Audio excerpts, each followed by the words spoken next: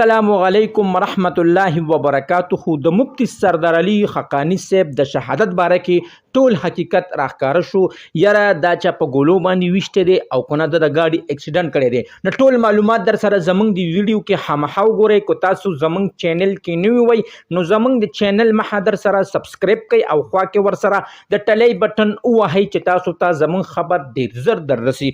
ملګرو مفتی سردار علي حقانی صاحب ډېر خلک وایي چې دا په ګولۍ لګېدلې، ځینې خلک وایي چې دا اکسیډنټ شوی دی.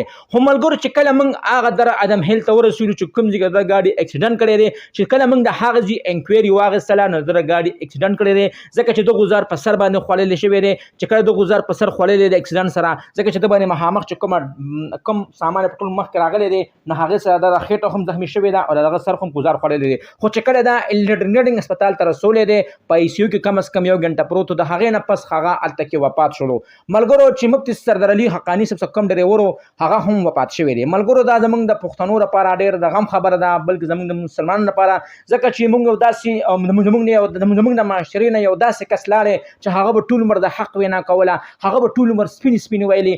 ملګرو چې دې دنیا کې کوم سړی ډېر ښه نو د هغه الله پاک ډېر نږدې نه الله پاک هغه له مرګ ډېر نږدې راولي. نو ملګرو موږ په دې خبره ډېر سخت خفه او الله پاک چې د هغه خاندان د زړه صبر ورکړي. او ملګرو د هغه جنازه به په نوخار کې 2 بجې ادا کېږي او د هغه په جنازه کې به ډېر خلک شرکت کوي. ملګرو چې څومره کسان څومره هم چاته موقع ملاویږي نو لاړ شي د هغه په جنازه کې شرکت وکړي، ځکه چې الله پاک هغه له د شهادت مرګ ورکړو، ځکه چې هغه یو علم دین و، هغه مفتی صاحب و.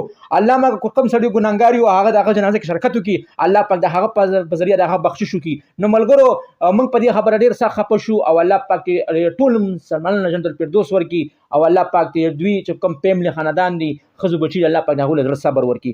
ملګرو دا زما ویډیو بس تاسو ډېره خوښه شوي د دغه رنګ ویډیو کتو دپاره زموږ د چینل مخه در سره ضرور سبسکرایب کړئ او خوا کې ور سره ضرور د ټلی نشان ووهئ چې تاسو ته زموږ خبر ډېر زر در رسي.